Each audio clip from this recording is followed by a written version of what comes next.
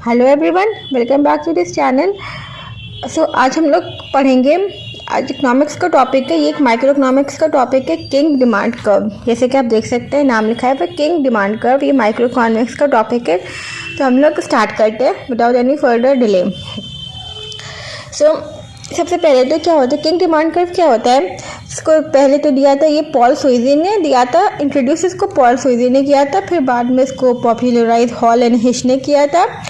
और जो इसका डिमांड कर्व होता है किंग डिमांड कर्व का, वो थोड़ा किंग्ड होता है। इस डिमांड कर्व इज किंग्ड मतलब क्या होता है? ब्रेक होता है, मतलब वो टू पार्ट्स में डिवाइड हो जाता है, क्योंकि प्राइस रिजिडिटी इस देयर, मतलब प्राइस जो होते हैं यहाँ पे वो फिक्स रहते हैं, क्योंकि अगर वो ज़रा सा भी ऊपर या नीचे होते हैं तो वो जो डिमांड कर्व है वो किंग्ड हो जाता है। इसलिए वो किंग्ड वाले इसकी पोजीशन पे ही इक्विलिब्रियम बनता है इसमें, किंग डिमांड कर्व में। तो और इसका जो एडजस्टमेंट वेरिएबल है वो प्राइस है। मतलब जो एक फर्म है वो अज्यूम करते हैं कि अगर उसने प्राइस चेंज किया है तो जो दूसरे फर्म्स है उसको अफेक्ट नहीं करेगा, मतलब वो प्राइस चेंज नहीं करेगी। लेकिन ऐसा एक्चुअल में होता नहीं है।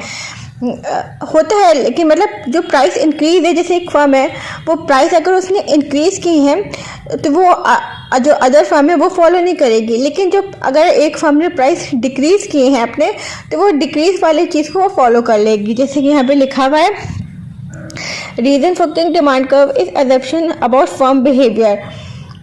मतलब यहाँ पे इसमें जो फर्म है वो एक दूसरे के बिहेवियर पे काम करते हैं। मतलब पहले वो देखते हैं कि अगर एक फर्म ने प्राइस इंक्रीज किया तो प्राइस इंक्रीज तो कोई फॉलो नहीं करेगा, लेकिन प्राइस डिक्रीज सब करेंगे। जैसे यहाँ पे लिखा है, price increase is not followed by other firm but price decrease will. अब हम लोग इसको एक कर्व के फॉर्म में देखते हैं। जैसे आप देख सकते हैं कि वाई एक्सेस पे प्राइस लिया है, एक्स एक्सेस पे आउटपुट है। जो इनिशियल जो प्राइस है वो ओपी पे फिक्स हुआ है, ओपी पे, और इस पे जो आउटपुट प्रोड्यूस हो रहा है वो ओएम है। और इक्विलिब्रियम इसके किंग पॉइंट पे हो रहा है, क्योंकि यहाँ पे जो स्टीप है वो थोड़ा सा इलास्टिक बना है, मतलब मोर इलास्टिक है, और यहाँ पे लेस इलास्टिक है। और ये इसकी पूरी डिमांड कर्व है। मीन्स जो डिमांड कर्व को ही हम एवरेज रेवेन्यू बोलते हैं। इसमें जो डिमांड कर्व का अपर पोर्शन है वो थोड़ा मोर इलास्टिक होता है, नीचे वाला लेस इलास्टिक होता है। हम लोग देखते हैं कैसे। तो जो इनिशियल प्राइस जैसे मैंने बताया वो ओपी है, और जो उस पर आउटपुट प्रोड्यूस हो रहा है वो ओएम है। अगर एक फर्म प्राइस इंक्रीज करती है ओपी से OP1 पे, तो जो दूसरी फर्म्स है वो तो उसे फॉलो ऑब्वियसली नहीं करेंगी प्राइस इंक्रीज, क्योंकि वो लोग नहीं करते हैं। तो जो उसका जो आउटपुट है वो इतना ज़्यादा, उसने ज़रा से ही प्राइस इंक्रीज की है P से P1, लेकिन उसका आउटपुट कितना है गिर जाता है M से M1 पे। आप देख सकते हैं कितना डिफरेंस है इसमें और इसमें। ज़रा से प्राइस इंक्रीज करने पे इतना ज़्यादा उसका आउटपुट गिर गया, क्योंकि जो उसके कस्टमर्स हैं वो उसके राइवल कॉम्पिटिटर्स के पास चले जाएंगे, क्योंकि वो चीप पड़ रहे हैं उससे। तो यहाँ पे डिमांड तो उसकी इतनी ज़्यादा गिर जाती है।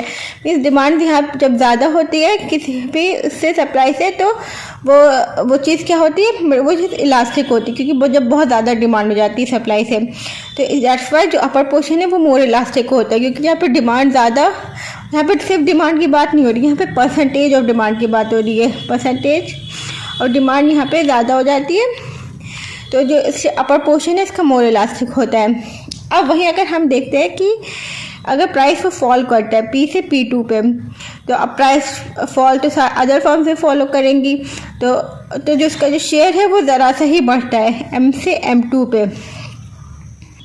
मीन्स यहाँ पे डिमांड, परसेंटेज ऑफ डिमांड पे ज़्यादा चेंज नहीं आया है, पर थोड़ा सा आया। तो इसलिए जो लोअर पोर्शन का डिमांड कर्व होता है वो थोड़ा सा लेस स्टीपर हो जाता है, मतलब स्टीपर हो जाता है, लेस इलास्टिक हो जाता है। तो इस वजह से जो फर्म है वो ओपी ही प्राइस पे रहना पसंद करती हैं, इसी वजह से इसमें किंग आ जाता है।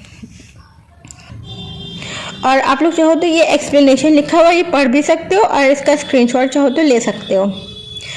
आई होप आपको इतना ये इसकी थ्योरी इतने ये भी समझ आई हो। और आपको कोई भी डाउट्स हो तो you can ask me in the comment section.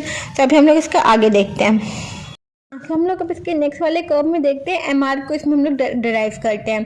बाकी सब तो सेम है। ये रहा डिमांड कर्व जिसको हम लोग एवरेज रेवेन्यू बोलते हैं। अब जो इसमें MR होता है ये एक पॉइंट के बाद आके यहाँ पे वर्टिकल हो जाता है। वो क्यों हो जाता है? क्योंकि जो डिमांड कर्व है उसमें यहाँ पर इस पॉइंट के बाद आके किंग्ड हो जाते हैं, मतलब ब्रेक हो जाती है। इस वजह से जो MR है वो यहाँ से पॉइंट R से लेके S तक, जैसे आप देख सकते हो एक वर्टिकल पोर्शन आया, मीन्स यहाँ पे अब इससे इस पर कोई अफेक्ट नहीं पड़ेगा। मीन्स ओवरऑल इन शॉर्ट मतलब ये है कि इसके जो डिमांड कर्व है, एवरेज रेवेन्यू है, इसके किंग्ड होने से जो MR है वो वर्टिकल हो जाता है।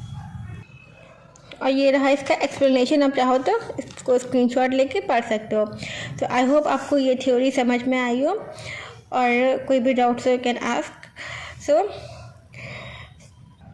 Thank you for watching this video, और अब नेक्स्ट वीडियो में मिलते हैं। बाय।